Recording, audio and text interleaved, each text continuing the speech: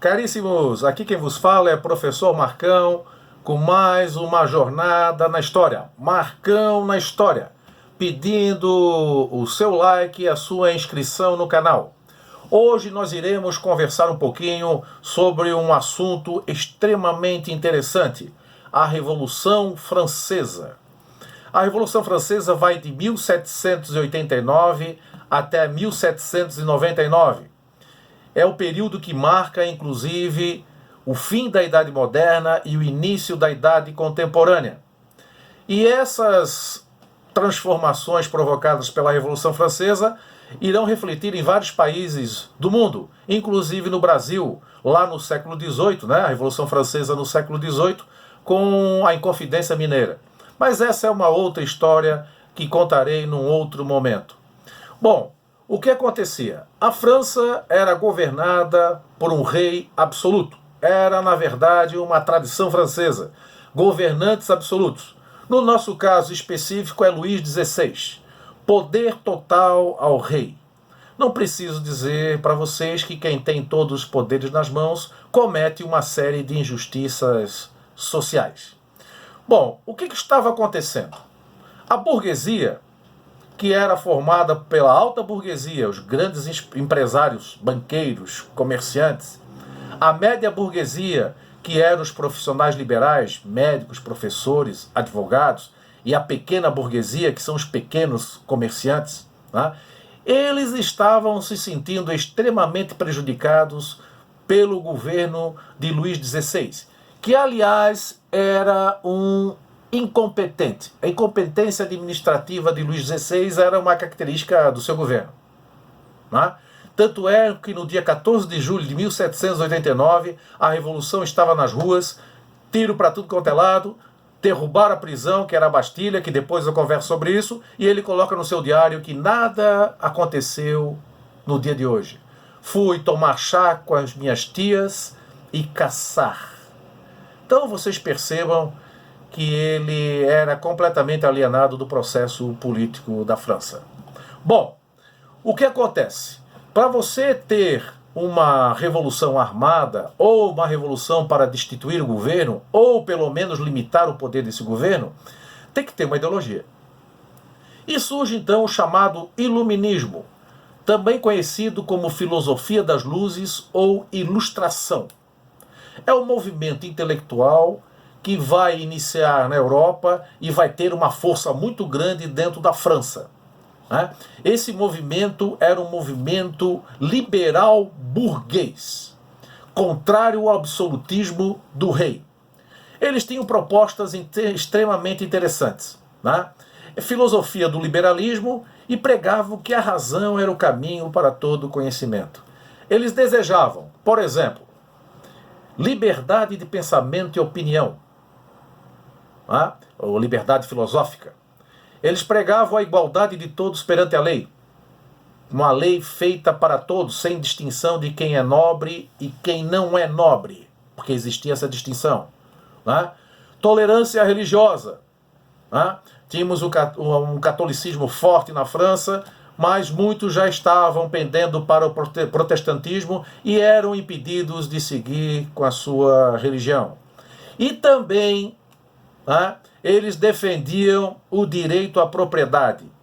Todo indivíduo tem direito à propriedade. Muitos bens eram confiscados porque não pagavam os tributos e o burguês se sentia extremamente prejudicado.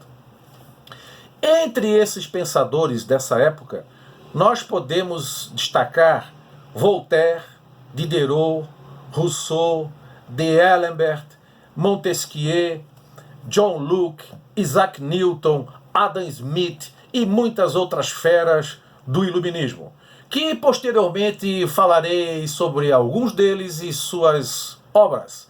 Mas isso é um outro caminho que tomaremos numa nova oportunidade de conversar com vocês. Bom, essa questão do iluminismo é a primeira causa da Revolução Francesa. A ideologia está plantada. Eles iam para as ruas, faziam discursos, distribuíam panfletos e divulgavam todo o seu pensamento, porque a população tinha que saber por que queria lutar. Segunda causa da Revolução Francesa, a crise econômica. Quando não se tem dinheiro, tudo fica mais difícil. Tem aquela piadinha que diz assim: qual é o órgão mais sensível do corpo humano? O bolso. Quando o bolso está vazio, a criatura chora. Não é verdade? É verdade. Né? Na verdade, o que acontecia é o seguinte: a França estava num buraco econômico, uma dívida interna e uma dívida externa monumental. O rei estava intervindo na economia, tabelando preços, coisa que o iluminista Adam Smith já dizia que não adiantava. Era a lei da oferta e da procura.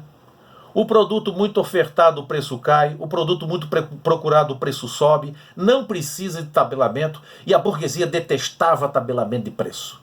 Nenhum comerciante, nenhum industrial, ninguém que atua nessa área gosta que seu produto seja tabelado. Lei da oferta e da procura. Tá? Ele controlava também a quantidade de mercadorias, a qualidade das mercadorias, para poder cobrar mais tributos.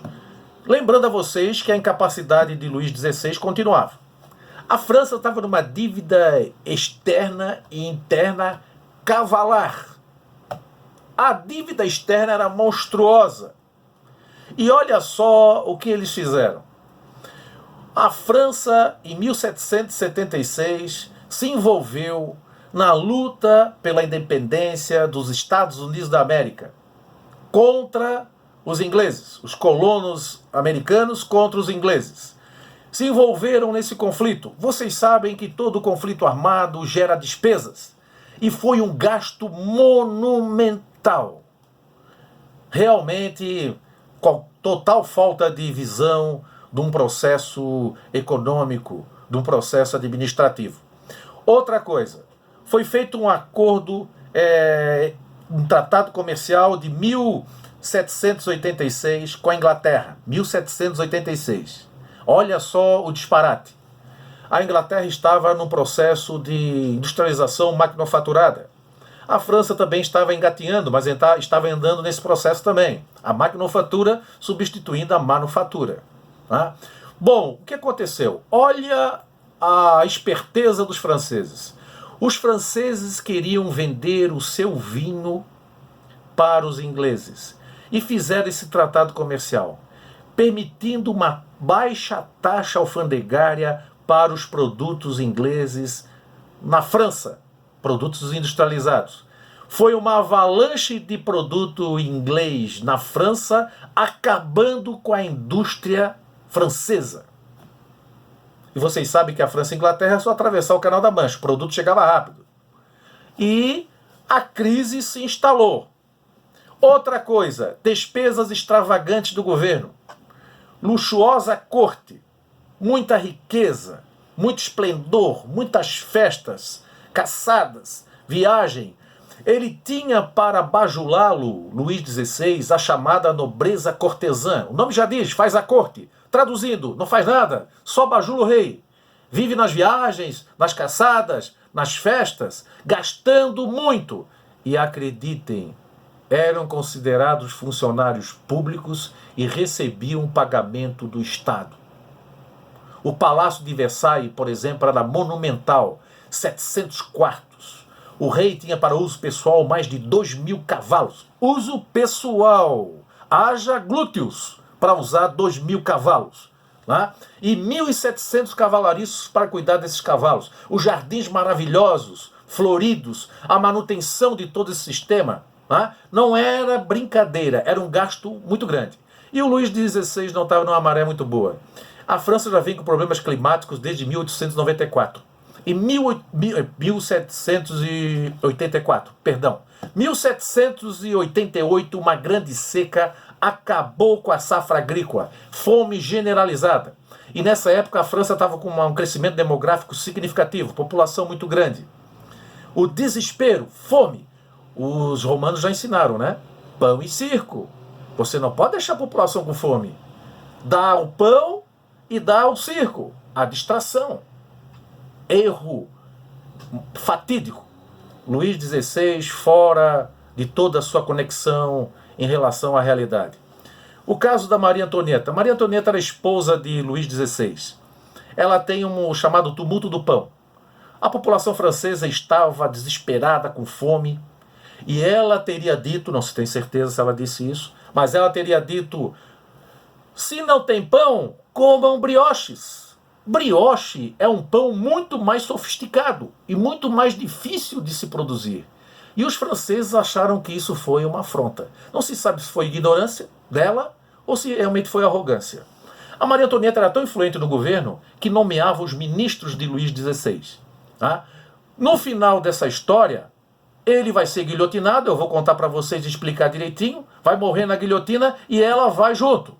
Porque a França odiava Maria Antonieta. Mas isso é uma conversa um pouquinho mais à frente, numa nova parte da Revolução Francesa. Marcão na história. Um forte abraço. Nos vemos numa outra oportunidade. Fui!